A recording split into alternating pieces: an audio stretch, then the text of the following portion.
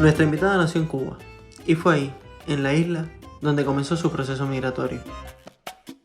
Dani aprendió desde muy joven lo que son las diferencias sociales, porque en un mismo país cambian demasiadas cosas si nos movemos de una ciudad a otra. Su madre un día le dijo: cuando te quitan la tierra, echas raíz en cualquier parte. Y esto ha sido un mantra en su vida. Asia, Europa, África.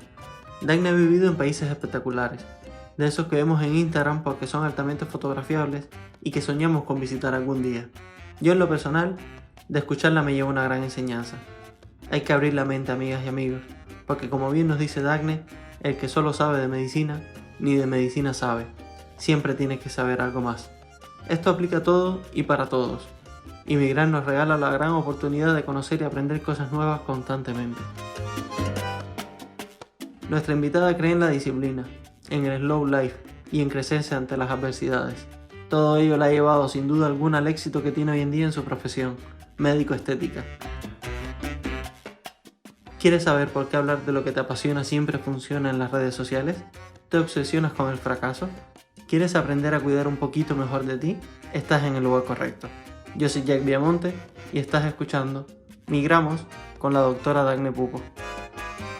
Bueno, te cuento a grandes rasgos. Yo salgo de Cuba a Mallorca, Barcelona a estudiar, y de Barcelona estuve viviendo más o menos entre Turquía un tiempo, luego estuve en África y de ahí me voy 2 años a Indonesia y regreso a Mallorca ahora. Sí. Entonces es un poco la, la historia de mi migración, ¿no? Sí, es una migración Entonces, muy, digamos, múltiple, ¿no?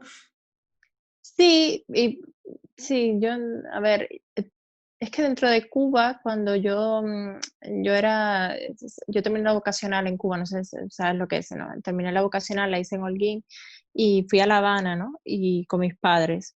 Y para mí, aunque era dentro del mismo país, son unas diferencias culturales dentro del mismo país, porque en Cuba, aunque no lo parezca, están bastante marcadas.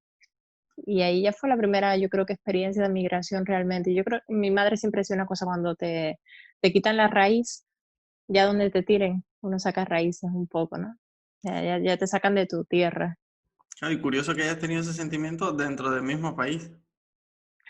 Sí, sí, porque además principalmente sabes que la aceptación, yo te digo que el primer proceso de aceptación de migración fue dentro del país, porque en La Habana tienen un poco, y más cuando eres más adolescente, ¿no? De las personas que vienen del oriente, y está como muy marcado esa división, principalmente para el que es de la capital. Entonces ahí fue como mi primera prueba de decir: yo tengo que demostrar más de los que están a mi alrededor en la universidad y todo, porque tenía que demostrar mi valía además, ¿no? No ser una muchachita que viene solo de lo que es para el habanero el campo, que es todo lo demás de Cuba. Sí, Sí. yo sé que es lo... Pues yo soy de La Habana también. Como esos que dicen, ¿no? Que si los que del campo, pero no, sé que es una mala forma de No, decirlo porque no todo lo no, que no es La Habana es campo. no, pero es la primera, a ver, con 18 años es lo primero que te planteas, ¿no? Es como decir: tengo que demostrar el algo más, porque siempre te ponen, la mente humana es así, tenemos que organizar las cosas de una manera para poder entenderlas, entonces te meten dentro de un estereotipo de, bueno, vienes de otro lugar, no perteneces a esta idiosincrasia, y el adaptarse. Yo creo que después de ahí todo proceso de migración para mí fue bastante más sencillo, ¿no? El adaptarse. Al final siempre hay cubanos, en todas partes del mundo yo me he encontrado cubanos. ¿Y qué es lo que te llevó a salir de Cuba? ¿Y con qué edad? Mira, yo salí de Cuba estaba empezando, iba a empezar quinto año de la carrera, estaba en 2013, tendría 22 años acabados de cumplir, porque salí en agosto y cumplí en agosto. Y yo realmente vine de vacaciones a España, yo no vine a quedarme, yo vine de vacaciones entre tercer y cuarto año de la carrera, pero yo estaba casada en Cuba, yo me casé muy joven. Mm. Y, y cuando llegué aquí a España, mi marido tenía una empresa montada con unos compañeros de aviación. Cuba compra los Antonov, cierra el contrato y un día antes del vuelo dice que no puede regresar a Cuba. Y entonces tenía 22 años y te puede mucho la pasión. Estoy casada, el amor y todo este idilio alrededor que uno tiene de esta historia. Y yo dije: bueno, voy a esperar un par de meses, y él dijo que no podía regresar y que yo sí podía hacer un poco mi vida aquí. Y bueno, dicen mis padres que para ellos esto fue un golpe muy duro. Y yo dije: bueno, voy a intentarlo. Y realmente las universidades en Cuba tienen muy buen prestigio. y me di cuenta cuando apliqué para universidades en España que todas las más importantes me aceptaron enseguida por el expediente que traía de Cuba. Qué bueno. Y decidí empezar y en eso mi marido decide que se va de nuevo de España. Entonces me quedo sola estudiando y viviendo en una nueva ciudad que era Barcelona. En ese impasse de tiempo estuve viviendo en Turquía un tiempo, que él fue de la ciudad donde él se fue. Y nada, me quedo viviendo sola en Barcelona, empezando en una ciudad nueva y con un idioma nuevo en la universidad. Imagínate. Bueno, me imagino que debe haber sido un poco, no sé, yo en tu lugar me hubiese asustado un poco. Quedarte solo sin familia en una ciudad totalmente diferente y sobre todo en Cataluña, que como que dentro de propia España los españoles sí que reconocen, ¿no? O los migrantes reconocen Cataluña como un poco diferente de España, sobre todo por el tema del idioma, que se estudia en catalán por lo general. No sé si cuando tú estudiabas también se estudiaba en catalán. Pues fija que yo decía que no iba a aprender el catalán, siempre recuerdo hoy eso, digo, yo no voy a aprender catalán porque esto es que lo entiendo muy fácil, esto no hay sentido. Y recuerdo cuando llegué a la primera clase de evolución humana, nunca olvidaré que lo primero que me impresionó fue que en Cuba llega una persona nueva al aula y todo el mundo es como, hola, ¿qué tal? ¿Cómo estás? En Cataluña no, nadie te saludaba, nadie, eras como, bueno, llegaste, a nadie le importa. Y yo escuchaba a aquella señora hablando y yo no entendía nada. Y yo dije, ¿cómo puede ser? Yo no entiendo nada de lo que está hablando. Y entonces me fui y dije, pues aprender el idioma. Y cuando terminaba la universidad me fui a aprender el idioma y me integré y entrar en el grupo es más complicado. Pero bueno, al final terminé saliendo de Barcelona con ganas de volver y de quedarme. Siempre tengo un recuerdo muy lindo de esa etapa en la universidad. Fue una etapa pues bonita también, ¿no? Ah, mira, hay una pregunta que se me ocurre hacerte porque sé que muchas personas cuando emigran se encuentran un poco en una situación parecida y es que, ¿cómo te sentiste o cómo llevaste el hecho de tener una carrera ya avanzada y tener que integrarte aquí, bueno, que acoplarte aquí a otro sistema educativo, a otra...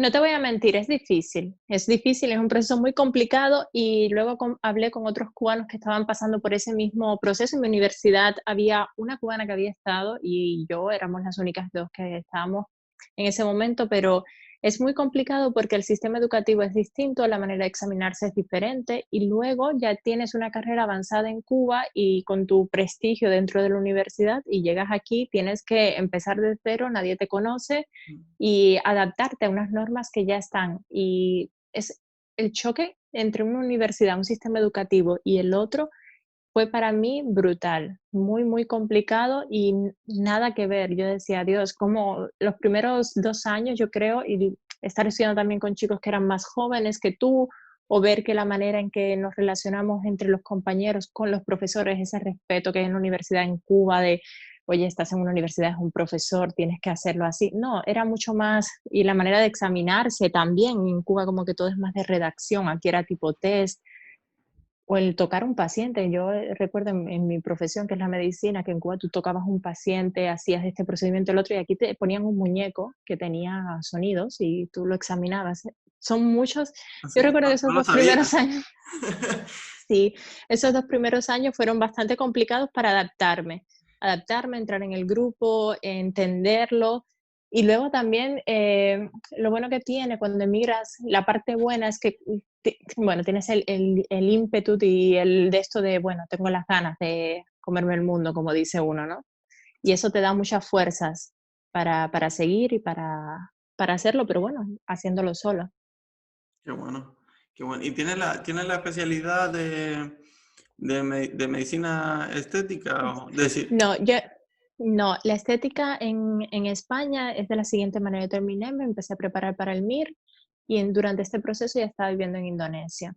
Y en Indonesia hay un concepto muy fuerte con la medicina estética y allí empecé, es un poco como aquí, tú tienes el graduado de médico, médico ujú, general, yo podría trabajar haciendo guardias, haciendo médico normal, pero luego la medicina estética, como no se ha establecido como una especialidad vía MIR, tienes que hacerte una formación pagada. Entonces, para ahí empezó la otra disyuntiva. Yo vengo de una familia de médicos, entonces para mi familia era un poco complicado el que yo tuviera esta decisión en mi vida. Entonces, tú haces un máster, luego tienes que empezar a pagar formaciones privadas con médicos, con cursos. Yo hice formaciones en Singapur, formaciones en Portugal, en Brasil, y te tienes que ir formando de manera privada, porque es como hacerte un MIR, pero tienes que irlo pagando tú. Vale. Y Vale, de ahí entonces empecé en Indonesia y cuando regreso, vengo a una de estas formaciones a España, surge el proyecto de montar esta consulta. Ellos ven mi idea, mi visión, que es lo bonito de emigrar y es lo que es mantener la esencia y la visión esta, ¿no? Vienes de un sitio, estás en otro. Y mi visión de la estética le gustó, les impresionó y dijeron, pues vamos a ir con este proyecto. qué bueno. Esa era una pregunta que te quería hacer. Y bueno, yo antes hago un paréntesis, te cuento, yo también vengo de una familia de médicos, mis padres, los dos, son médicos. Eh, más personas en mi familia también han estudiado medicina, pero, ¿sabes? Hay ginecólogos, tenemos médico general, tenemos traumatólogos, tenemos un poco de todo. Pues Pues mi familia médico no entiende mucho la estética. Es un concepto que ellos no lo han entendido y ahora yo creo que ya con los años han entendido que lo que hago realmente es medicina, porque para ellos era muy complicado entenderlo. Ah, pues, bueno, a mi madre sí que le gusta mucho la medicina estética, yo Sí, te lo, sí, bueno, te lo yo creo confieso.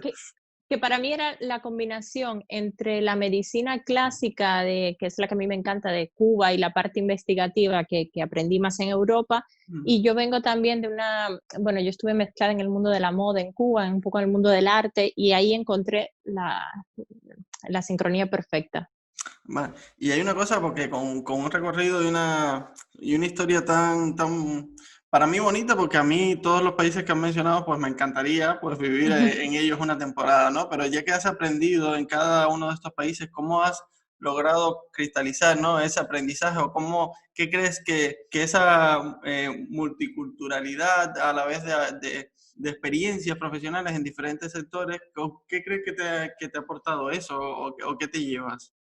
Pero muchísimo, mira, yo creo que el vivir en ciudades distintas y el empezar es como, mira, tú sabes el romanticismo cuando uno empieza una relación, ese es el mismo romanticismo que hay cuando uno empieza en un país nuevo, el conocer la comida, tratar de entenderlos, el idioma. Y recuerdo cuando empecé en Indonesia que tenía que aprender el idioma, hablarlo, comunicarme con el local y yo me he enamorado de todos los países en los que he estado. Yo creo que Asia ha sido para mí el continente predilecto, porque en Turquía también estoy viviendo en la parte asiática, también estuve en una etapa en África, en Guinea Ecuatorial, y me aporta muchísimo, y principalmente en mi profesión y en todas las profesiones.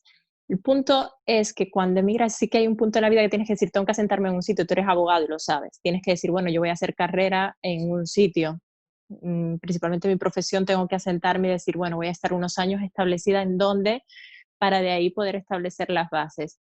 Pero sí, a mí tanto las personas como la idiosincrasia tan distinta que tiene el musulmán como el que tiene el europeo y nosotros caribeños, esto te aporta muchísimo, es una sinergia increíble. ¿Y se ve la Sí, medicina estética diferente en Turquía que aquí en España, por ejemplo?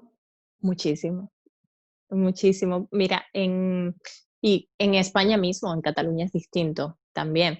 En Turquía la mujer piensa una cosa muy sencilla. Siempre digo, por ejemplo, bueno, Turquía no tanto, pero Indonesia, la mujer que va tapada musulmana todo el tiempo está enseñando su rostro. Entonces, para ellos lo que es el rostro y las manos es súper importante y sus estándares de belleza también son distintos. La mujer turca es una mujer que se cuida mucho, que tiene mucho culto hacia lo que es el cabello, hacia lo que es la piel. La mujer que es indonesia quiere estar más blanca, que ellos de por sí tienen su fisionomía que tiene el labio más grueso, quieren tener el labio más fino.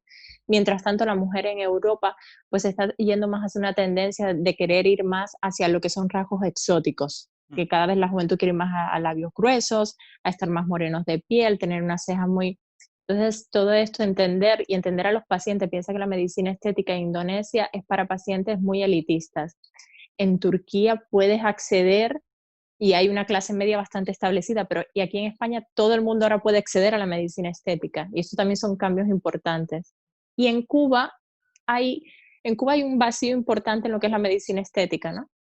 Sí, se hace mucho, digamos, existe muy a nivel muy, por lo menos cuando yo vivía en Cuba recuerdo que sí que mi madre o mi abuelo o que si se quitaban alguna arruguita con Botox, pero que lo hacían con particulares, nada de a través del Estado, ni nada a través de ninguna institución. Eran personas que parece que se dedicaban a eso, pero no sé si a nivel de institucional existe o no. Pues fíjate que hay una doctora que es cubana y está establecida en Barcelona en estos momentos, que tiene una academia en Barcelona de medicina estética y van a dar cursos internacionales, porque tengo colegas portugueses que han ido y yo tuve la oportunidad de conocerla a ella, y hacen cursos en Cuba de 2 meses de medicina estética. Es muy curioso porque se van a hacer el curso allí, utilizan pacientes de allí, utilizan los recursos, pero luego los médicos vienen a Europa. Van a ser como 2 meses solamente en Cuba. Pero la medicina estética en Cuba no está establecida, porque como es una especialidad emergente y tiene muy pocos años, pues está entre el vacío de que no lo hacen los dermas, no lo hacen los cirujanos plásticos, y entonces se ha ido a un vacío legal que en Cuba, como la medicina estética no se puede ir a privatizar, pero sí puedes tener un negocio privado de esteticien, pues entonces lo han ido cogiendo ramas que no son médicos realmente y que, bueno, hay un poco de iatrogenia en todo este sentido. Porque el que debería hacerlo es un médico, pero como el médico no puede tener medicina privada, pues entonces ahí tiene ese vacío Sí, legal, yo creo, ¿no? No sé mucho de esto, pero es un poco lo que sucede en Cuba, lo que yo vi el último año cuando estuve. vaya. Bueno, es un poco Sí. es un poco preocupante porque, claro, esto, como bien lo has dicho, debería ser un médico más que nada porque es quien conoce. Y o quizás que conoce en profundidad, porque una cosa es que tú, bueno, sí, puedas pinchar como porque se te dé bien y puedas pinchar y quitar unas arruguitas y no sé qué, pero otra cosa es que tú controles todos estos rasgos anatómicos sin experiencia en medicina. Pero eso pasa en todas partes. El problema con esto es qué es lo que marca la diferencia entre un profesional y otro, de que te vayas de un sitio a otro. Es que si tú vienes simplemente para unas arrugas o vienes para ponerte labios, es muy sencillo, te lo puede hacer casi cualquiera, ¿no? El hecho es cuando yo miro tu rostro y digo qué es lo que va bien para ti y con un conocimiento científico de base y cuáles son los productos, cuál es la calidad según tu edad, según tu contexto social, y todo esto es lo que viene una preparación importante detrás. Qué bueno, Entonces esto sí, qué es bueno. un poco así. Pues bueno, ya que hablas de esto, ¿no? Te cuento que yo soy una persona que en mi experiencia, yo cuando llegué aquí a España, que bueno, pasé por altibajos, digamos, y hubo un tiempo en que me descuidé mucho a nivel físico también. Entonces, pues me gustaría así preguntarte, como tú eres una profesional de esta rama, ¿qué consejos le darías a alguien como yo, que he tenido estos periodos de desconexión total con mi físico y que no he sido capaz de actuar? Es decir, que he estado paralizado, que no he tenido, ni siquiera he encontrado esa motivación, esa inspiración para decir, mira, voy a intentar verme mejor. Es que en esos momentos son muy difíciles y principalmente tú en tu experiencia, no sé si fue por el tema de la emigración. La Sí, migración completamente. tienes ese momento de estar un poco perdido, el momento de sentirte de la soledad, del aislamiento. Tiene momentos muy complicados y todos los hemos pasado porque cada vez que llegas a un sitio, yo he conocido cubanos en todos los países que he estado y han pasado por esta situación. Conozco muy pocos que digan, no, nunca he pasado por esto, porque llega un 31 de diciembre, porque llega un cumpleaños, porque llegan fechas señaladas o simplemente un día normal que dices, ¿qué hago aquí? Tan lejos y da igual, aunque estés persiguiendo tus sueños. Pero, y en estos momentos yo siempre digo es el tratar de integrarse, el salir, sal fuera, camina un rato, trata de pensar y calmar un poco qué es lo que te trajo a este momento, por qué estás aquí, tratar de organizar las ideas, eso es súper importante, y mirarte al espejo y pensar que entre mejor te sientas contigo mismo, mejor se van a proyectar las otras cosas en la vida. Una de las cosas más importantes para conseguir éxito o lo que buscas es que tú te sientas bien contigo mismo, y esto va desde la alimentación, el que camines, el que te dé un poco la luz del sol, que converses con alguien, y son pequeñas cosas. Cuando uno está tan mal o cuando está en esos momentos, no puedes pedirle grandes cosas a la persona ni ponerle metas muy altas, tienes que empezar por pasos muy pequeños.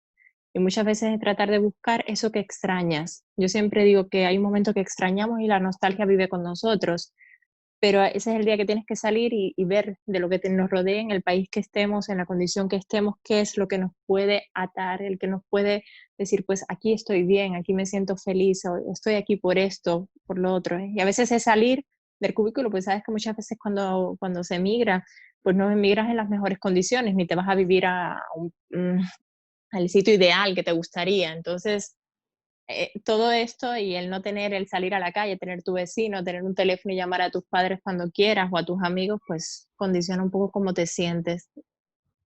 Pues a mí, bueno, por suerte, cuando llegó el momento de que lo fui digiriendo todo mejor, digamos que fui desarrollando ese diálogo conmigo mismo, a eso pude traducirlo también enseguida, en un cambio físico mío. Enseguida volví a recuperar mi peso. Bueno, no el peso que tenía antes, pero vi a un peso normal, porque yo había engordado mucho.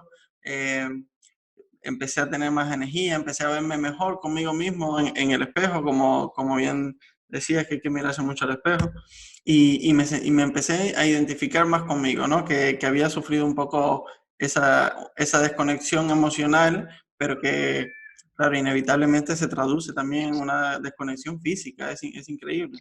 Sí, yo lo que he encontrado, a diferencia de España, no sé si te ha pasado a ti o a lo mejor ha sido la característica del momento, es que en los otros países que he estado, sí hay una comunidad de expats muy, muy asentada. Entonces, desde que tú llegas, te conectan con los expats, que no quieren decir que sean los expatriados, son personas de distintas partes del mundo y que hacen clases de baile, que hacen clases de vamos a hacer una excursión, que hacen, entonces a lo mejor en estos países los expats que somos hispanos, que son de distintas Sudamérica, España, el Caribe, pues sí se reúnen y esto te da como un poco de vida social, el poder hacer estos planes, hacer estas cosas y es una muy buena conexión para el mente y cuerpo, que es una sinergia muy importante siempre, ¿no? Y el sentirse bien con uno mismo. Yo siempre digo que en medicina estética ni banalizar ni en la vida banalizar, es importante la relación que tienes con tu espejo. A lo mejor tú dices, yo estaba un poco más gordito, pero bueno, y hay personas que lo están y se sienten muy bien, pero tú no te sentías bien cuando te veías y te sentías que estabas cansado, que tu nivel de energía no era el mismo. Entonces es tener buena relación. Bueno, y antes comentabas que te quedaste en Mallorca porque surgió la oportunidad de un proyecto nuevo. Cuéntanos un poco de ese proyecto, por si un día vos paso por Mallorca o si cualquiera de nuestros oyentes pasa por Mallorca, pues que sepa lo que va a encontrar ahí. Pues mira, el proyecto es un sentido holístico, como digo yo, de la medicina estética. Es un sentido en el cual tú llegas a consulta y no simplemente te vas a encontrar lo que se conoce normalmente en inglés como un injector, una persona que viene y te va a inyectar y ya está. Es un sentido en el que tú llegas y vas a encontrar un profesional que te va a aconsejar en todos los aspectos de tu vida, desde tu alimentación, desde lo que estás usando en productos de cara, que vas a tener unas consultas de 40 minutos, una hora, no es una consulta en la que se piense que es 15 minutos y vamos al siguiente paciente. Y todo esto, dicho, suena muy lindo, pero en la realidad es mucho mejor, porque creas un vínculo y una conexión. Y esto me viene mucho de Cuba, ¿no? De esa Sí, medicina. Yo recuerdo siempre en Cuba, te parecerá locura, pero el médico de familia cubano que hace como eso de arroparte, de que establece una relación contigo. Y eso mezclado con las experiencias que he tenido en distintos países y conociendo la idiosincrasia de la comunidad donde me encuentro ahora y los idiomas y todo esto, pues crea un ambiente en la consulta ideal. Y este es el proyecto en Mallorca. Empezamos ahora en un hospital, que es el Hospital Miramar Juaneda de aquí, y hemos creado dentro un espacio de unas consultas de medicina estética y envejecimiento saludable. qué bueno. Y aquí estamos con el proyecto que empezamos justo antes del COVID, pero bueno, estamos muy contentos.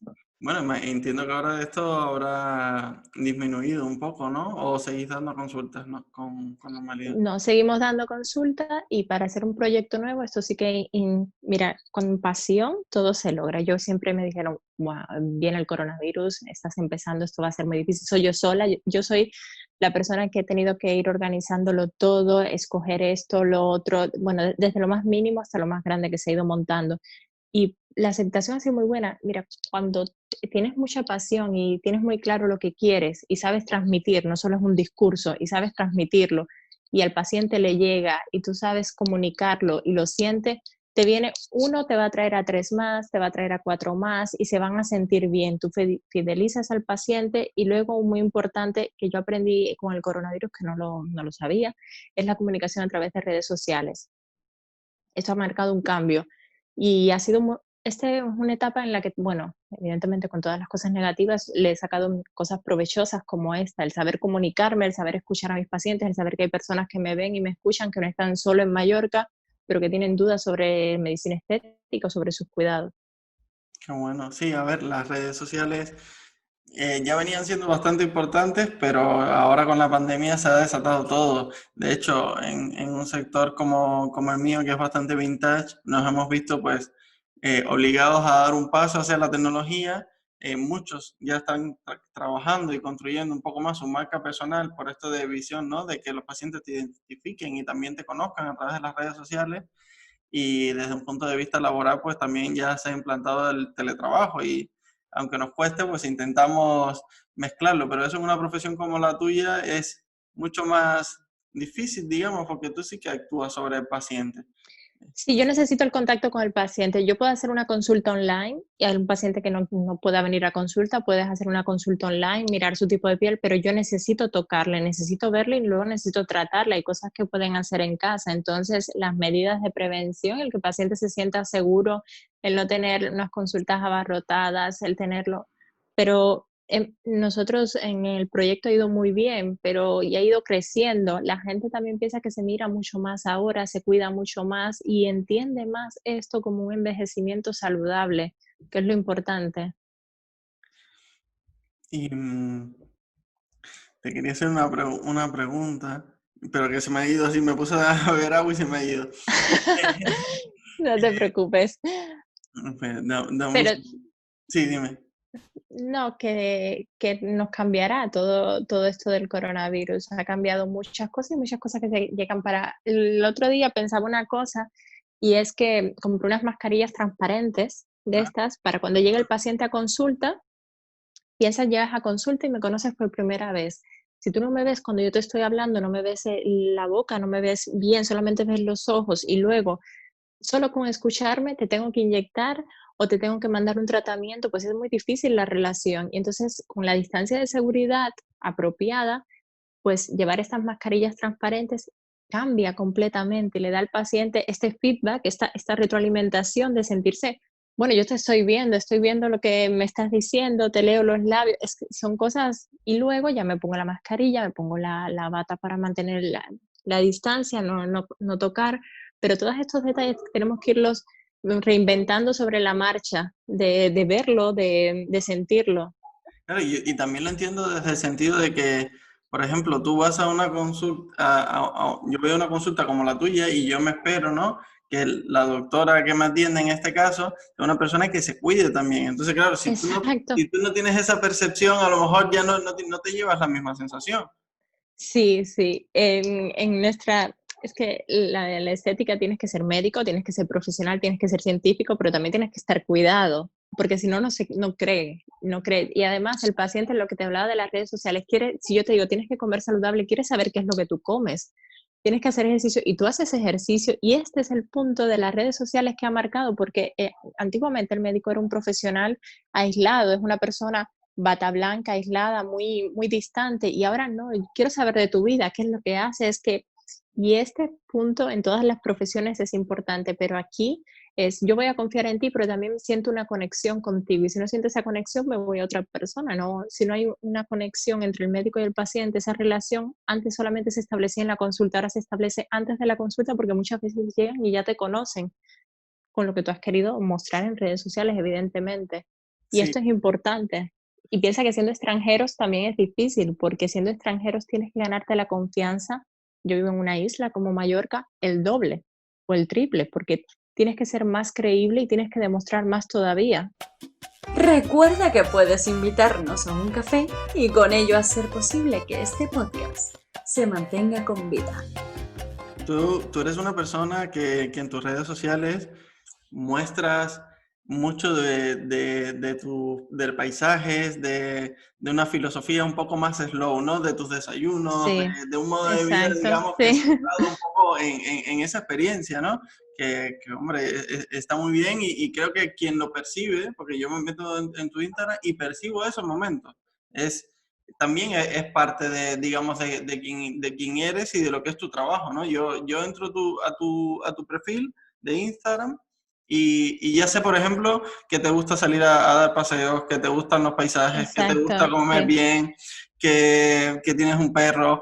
Exacto, sí. Eso me Bueno, pasa muchas un veces. poco de todo, Sí, ¿no? Pero sí, exacto, pero y tú vas a decir, bueno, yo me siento conectada con ella o confío en ella o no. Y esto es importante también, pero tú sabes un poco más de mí, ya más allá de mi currículum como médico, de dónde me he formado y de los máster o de los cursos que tenga, tú sabes un poco más de mí. Y esto marca también una diferencia.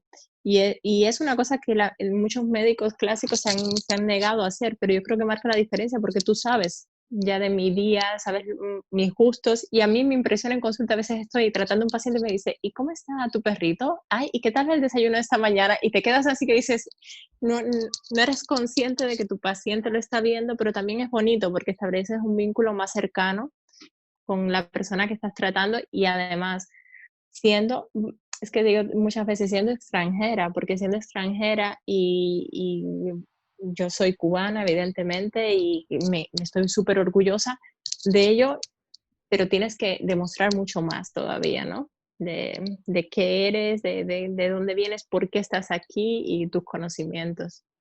bueno, tu Instagram es muy inspirador, la verdad. Sobre todo, Muchas gracias. hace que sea como muy accesible, ¿no? La belleza. Y ¿cómo, qué dirías a esas personas que quieren mejorar, pero no encuentran la fuerza de voluntad para hacerlo? Que quieren verse mejor, ¿no? O que le tienen miedo a ir a una consulta. Que consulten a través de internet hoy mismo. Mira, como mi Instagram, hay muchos otros profesionales que lo hacen, yo siempre digo, estamos a la distancia de un mensaje, de preguntar qué puedo hacer, qué me recomiendas. Y ya muchas veces no tienes ni que ir a una consulta, ni que pagar siquiera una consulta, sino que tienes la opinión de un profesional muy al alcance de tu mano, el de preguntarle, el de tener el acceso, qué me recomiendas, enviar una foto. Es el primer paso siempre es la curiosidad, el decir, bueno, sí quiero hacerlo, pero no sé cómo. Entonces empieza uno a plantearse las preguntas y en el momento que interaccionas con un profesional, ¿cuántas veces tú dirías, voy a hablar con un neurólogo o un cardiólogo y le hago una pregunta y me la responde? Pues eso está pasando hoy día. Le haces una pregunta y te la responde. El siguiente paso es que se conozca o vengas a consulta o te recomiende, porque a mí también me escriben de otros países y me dice, ¿conoces algún médico en mi ciudad? Sí, mira, puedes ir a tal médico y además es colega o le conozco o sé de él. Todo esto es un cambio radical en este año que estamos viviendo, ¿no? Qué bueno. Y bueno, tú que eres una profesional joven y que ya, bueno, ya los que nos escuchen sabrán que te manejas bastante bien en las redes sociales. ¿Qué consejos le darías a, por ejemplo, a unos médicos como mis padres que tienen 50 años y que no, quizás no entienden el concepto de lo que significa una red social, ¿no? Para que Yo puedan reinventarse y adaptarse al momento claro, que tenemos ahora. hablar de lo que te apasiona siempre funciona. Si tu padre tiene una especialidad determinada, aunque sea alergiología, ginecología, si habla de sus conocimientos y lo que le apasiona, siempre va a encontrar personas interesadas y es compartir el conocimiento. No hay nada más bonito que compartir lo que uno sabe. Y gracias a Internet tenemos esa facilidad. Antes tenías que hacer una publicación, ir a una entrevista al radio, a la televisión. Hoy día puedes decir tus conocimientos y dar tus consejos a tus pacientes, decir, me siento feliz porque puedo compartirlo.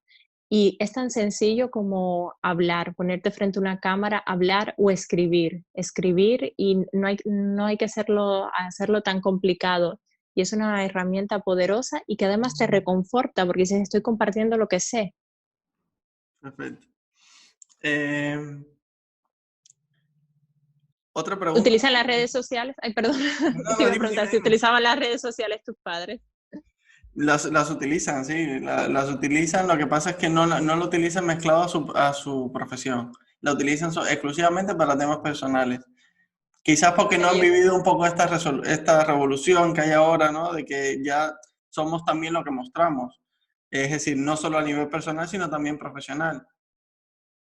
Sí, y sería muy interesante seguramente si compartieran sus conocimientos. Sí, mi madre, por ejemplo, bueno, mi madre es de atención primaria y mi padre Imagínate. es traumatología, pero claro, atención primaria es la mayoría de muchísimas consultas que tenemos, que si tengo fiebre, Exacto. que si tengo... Hasta recomendaciones de todos tipos, ¿sabes? Es que puede hacer recomendaciones de todos tipos, desde tu vida diaria, alimentación, todo. Y yo creo que reconforta también, porque es lo que estás haciendo tú cada día, es simplemente ponerlo en una plataforma que sabes que te va a escuchar muchísimas personas, que no solo es de tu ratio alrededor. Yo no sabía mucho de redes sociales, antes simplemente colgaba fotos de viajes o donde vivía y tal. Y el confinamiento fue el punto que me dio bueno, yo tengo que hablar con mis pacientes, tengo que buscar una manera de comunicarme. Y dije, pues aquí lo encuentro, en este medio, es mi manera de poder llegar a todos mis pacientes. ¿Y ha sido para ti un medio efectivo de llegar a tus pacientes?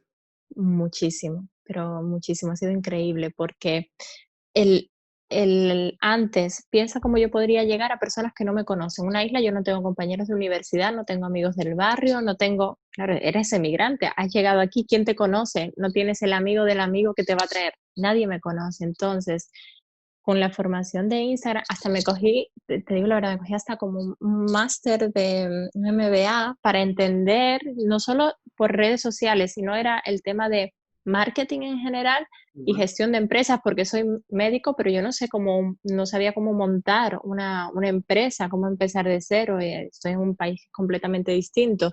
Y entonces dije, pues me voy a poner a estudiar esto, además de todas las cosas de medicina, y ahí encontré la manera que me podían conocer y saber quién yo era y saber qué es lo que yo hacía. Y luego di el siguiente paso a colgar fotos de tratamientos y el siguiente paso a preguntar, y vas dando pasitos, pasitos que dices, bueno, mira, esto va funcionando, pues voy al siguiente y al siguiente. Y de ahí un día me vio alguien de la tele y me dijo, pues quiero que vengas y te hago una entrevista. De ahí me conoce otra persona en la radio, pues vienes. Y ha sido así, a través de esto y dando pequeños pasos y viendo. Yo digo que mis redes han sido prueba y error. A mí no me maneja nadie en mis redes, las manejo yo, y yo hago una prueba y digo, ¿funciona? Ah, pues mira, voy a seguir por este camino. ¿No funciona? Pues intento otro. No hay fracasos, hay maneras de ver las cosas y dices, pues esto no es lo que mis seguidores o la gente que le interesa mi contenido está buscando. Qué bueno, pues a lo mejor te pido yo una recomendación de ese máster que... Bueno, sí, yo sí creo que de todo, no es solo en medicina hay un dicho que dice, el que solo sabe de medicina ni de medicina sabe. Siempre tienes que saber un poquito más de algo más, porque hablar solo de medicina no es un estilo de vida, al final, lo que decías antes, ¿no? De verlo de todas maneras, y cuando estás emprendiendo y estás empezando de cero, tienes que formarte en todo lo que puedas, porque si no, ¿cómo? Si no tenemos el apoyo, si tú hubieras empezado a ser abogado con tu carrera y demás, a lo mejor en tu barrio, donde tú creciste en Cuba, donde te formaste con tus compañeros de universidad, sería una realidad completamente distinta. Seguro, seguro. Y además Para montar. me hubiese costado también integrarme, porque por ejemplo, yo sí que viví el proceso a nivel de experiencia profesional de mis padres, de cuando llegaron aquí a España, ¿no? Esa sensación diferente en cuanto a la atención al propio paciente, ¿no? Ellos venían, digamos, de una atención más, ¿cómo decirlo así?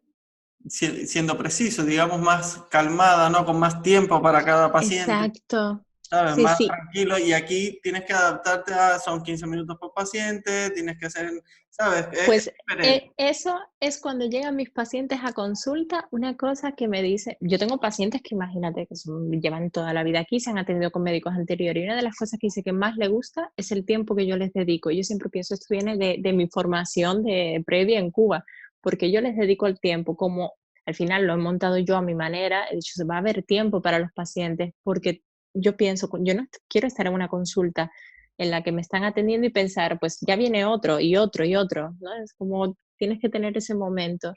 Y eso es muy bonito lo que me cuentas de tus padres. Pero sí, me contabas que tenías este proceso de cambio, con que viste la parte profesional de ellos, y me imagino que el tuyo también, ¿no? De llegar y...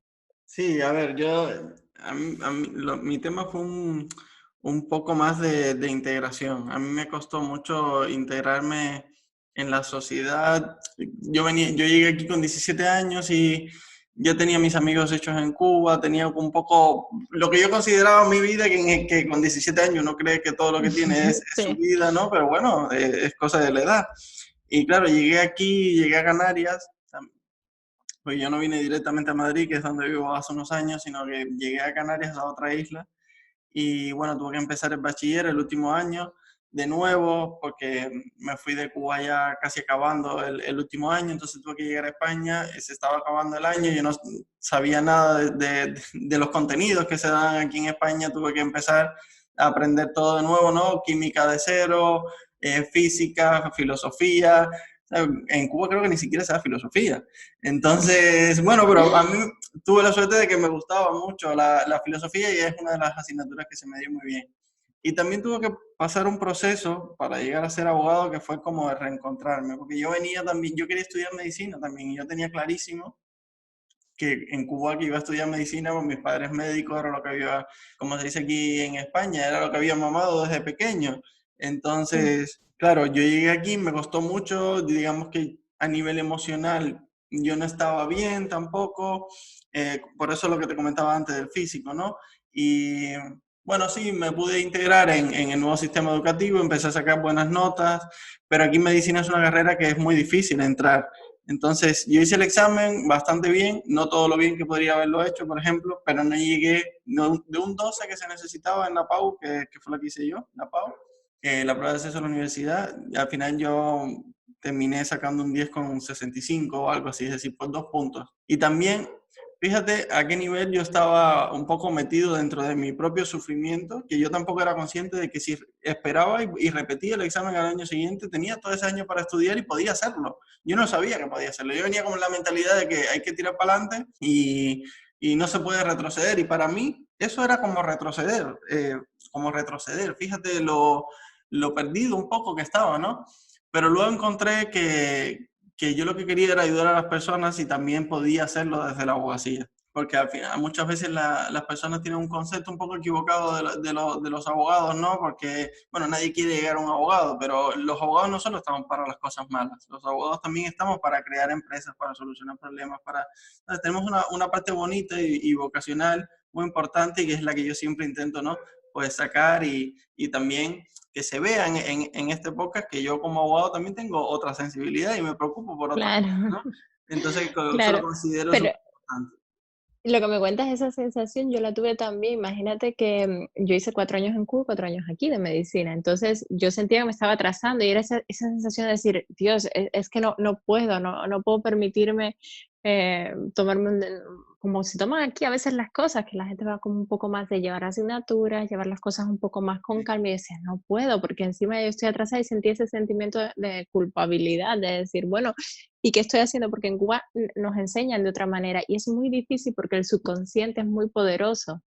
Aunque uno, el subconsciente te machaca, aunque uno le trate de decir otras cosas, es bastante complicado. Pero son experiencias y al final todo eso nos enseña y lo que estás haciendo es muy bonito porque a mí me hubiera gustado escuchar un podcast como este en el momento que yo llegué a España, ¿no? Qué bueno. Escuchar a alguien que me dijera o escuchar experiencias distintas y decir, porque te inspira y dices, bueno, son personas que han pasado el mismo proceso que yo y al final han llegado a lo que querían. Y esto es una de las cosas más bonitas que puede pasar. Te lo agradezco Y lo mucho. dan las redes sociales. No, es que lo dan las redes sociales porque cuando llegas no sabes, te sabes la típica historia del vecino, del amigo, del otro que se fue y cuenta cualquier cosa, pero no sabes lo que pasaron y no sabes que hay una historia de sufrimiento detrás, que es muchas veces lo que no vemos del emigrante. Sí se sufre, es duro, pero hay que pasarlo y después que lo pasas, encontrarás tu camino, ¿no? Y al final somos ciudadanos del mundo y cuando estás en tantos países te das cuenta que somos muchísimos los emigrantes, no solo de Cuba, sino de España, de Latinoamérica, de Estados Unidos. Ves emigrantes en todas partes y el mundo está lleno de emigrantes buscando sueños, como nosotros.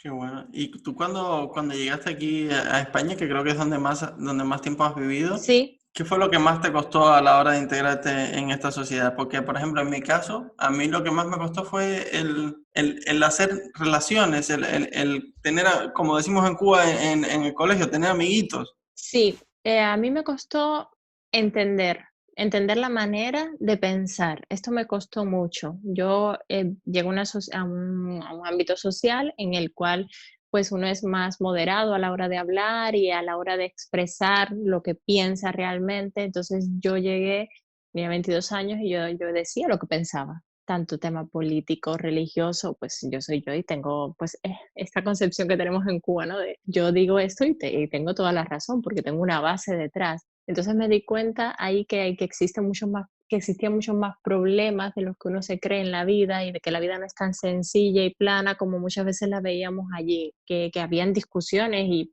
hay intercambio de opiniones, pero no es igual que aquí. Y el entender esta parte, el entrar en un grupo, porque tanto en Cataluña como en Mallorca no es tanto conocer gente, sino yo conocía gente, pero no entraba en el grupo de amigos. Entrar en Exacto, un grupo eso es es que lo te mismo. acepten, que el día que ellos quedan a la semana te llamen a ti para quedar, que te pongan en el grupo de WhatsApp. Y luego a mí me pasaba pues en la barrera del idioma, que cuando ya empezaba a hablar el catalán, yo hablaba y me respondía en castellano y me frustraba también.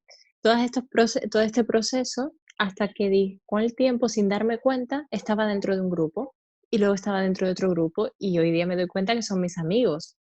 Pero fue sin presionar mucho. Tuve una etapa de soledad, una etapa en la que, bueno, me sentaba a merendar con uno, a comer con el otro, iba a un grupo o a veces andaba sola. Tuve esa etapa de soledad también, que tenía más mis amigos por escribir, que todas partes del mundo que estábamos, ¿no? Pues nos escribíamos un poco sola en una ciudad que no conocía, pero bueno, al final pasa, es un periodo, tenemos que pasarlo y ser nosotros y buscar ser lo más auténtico sin cambiar, porque muchas veces también tendemos a cambiar para que nos acepten y eso tampoco, al final te termina frustrando, terminas creando una personalidad que no eres tú. Tienes que Esa buscar era mi siguiente pregunta, que si si creías que había que cambiar de personalidad para integrarse. No, yo creo que uno tiene que ser uno tiene que aprender, depende de la edad que llegues, sabes que tienes que cambiar.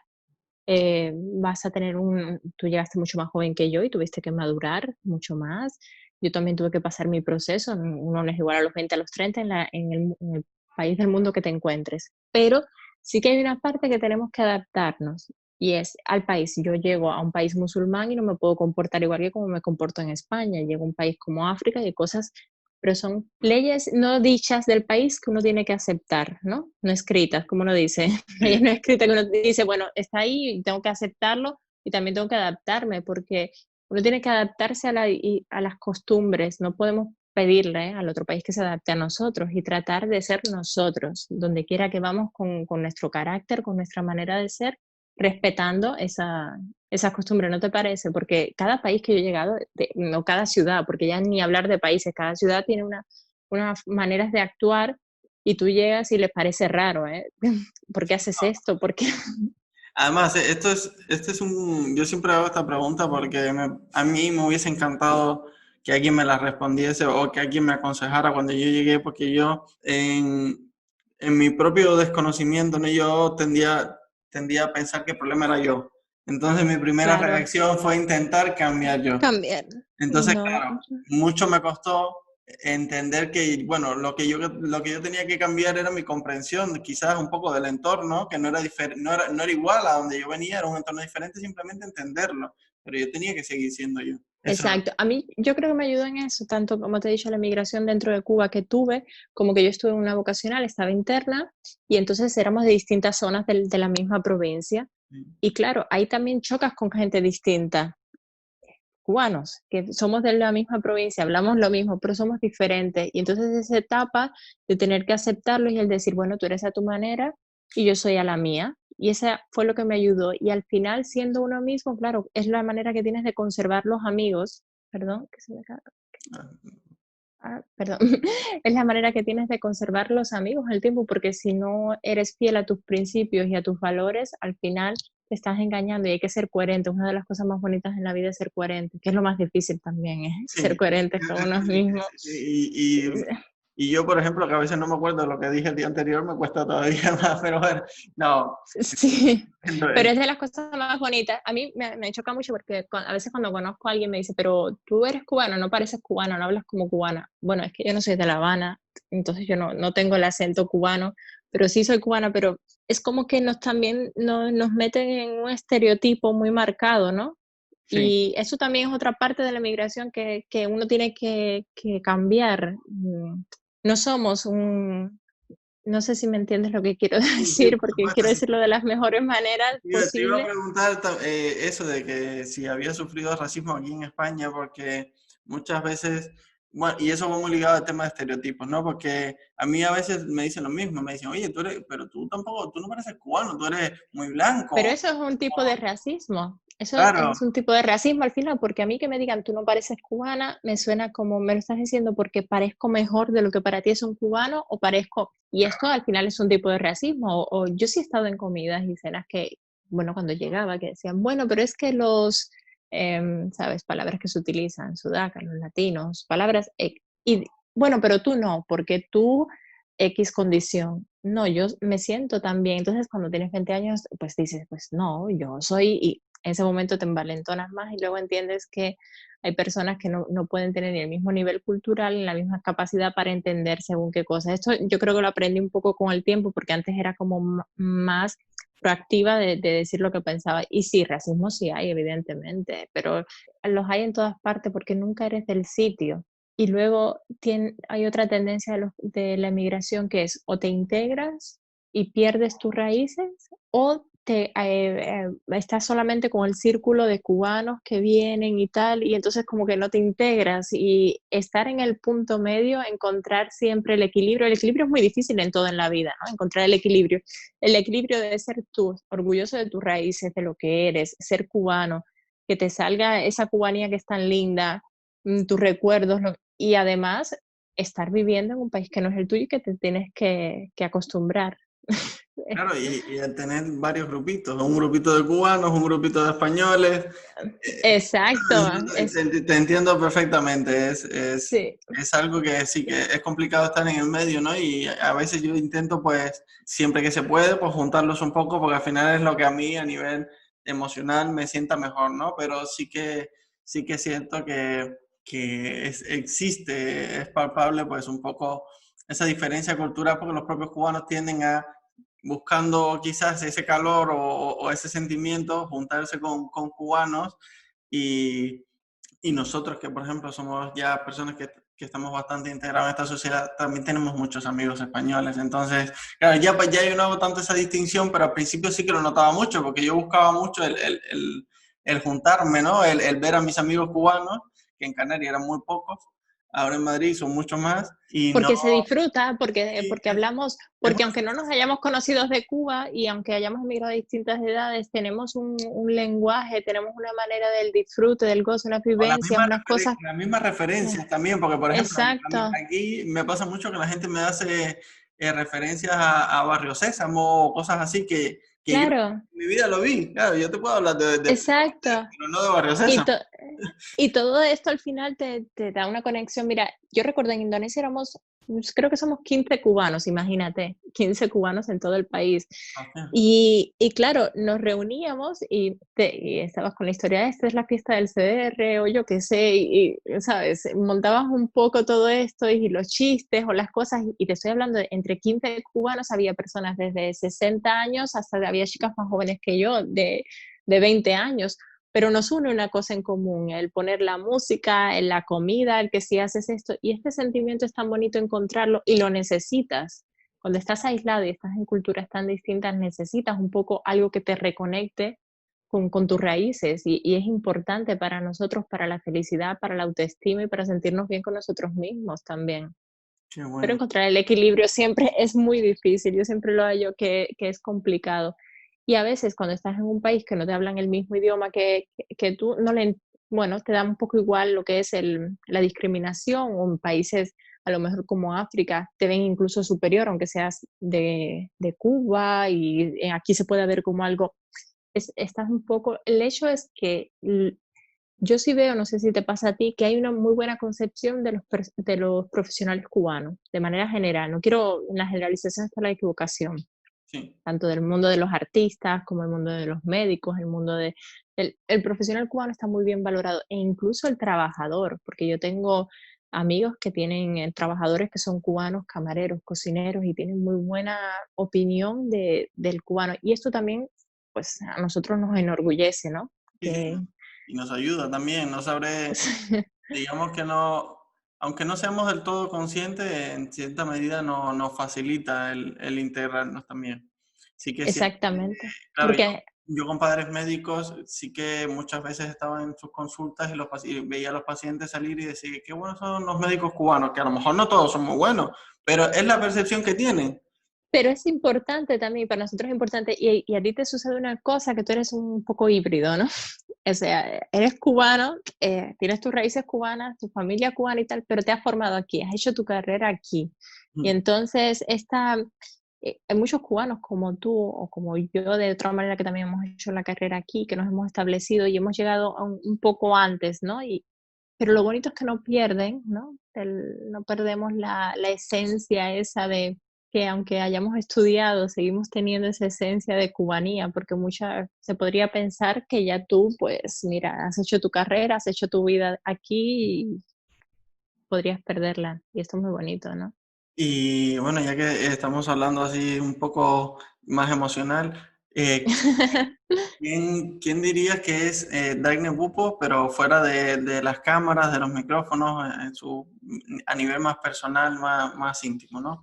¿Cómo te definirías? Yo soy bastante transparente, soy una persona muy balanceada, muy equilibrada. Encontré mucho de una persona que era muy atea, salí de una Cuba que era una persona completamente atea, una familia atea, y encontré mucho equilibrio en lo que es la meditación, la energía, y encontrar y agradecer. Soy una persona muy agradecida, cada mañana me levanto, agradezco y soy feliz. Cuando voy a trabajar, siempre digo que yo disfruto tanto, yo trabajo unas 10 horas, 12 horas al día, yo disfruto tanto eso como cuando me pasaba los días viajando, cuando iba a los sitios que me encantaban, disfruto, ese el mismo nivel de disfrute. Y esto en la vida me da mucho agradecimiento. Y el tener ese balance en la vida, de estar feliz con lo que me levanto cada mañana hago y tener sueños y expectativas.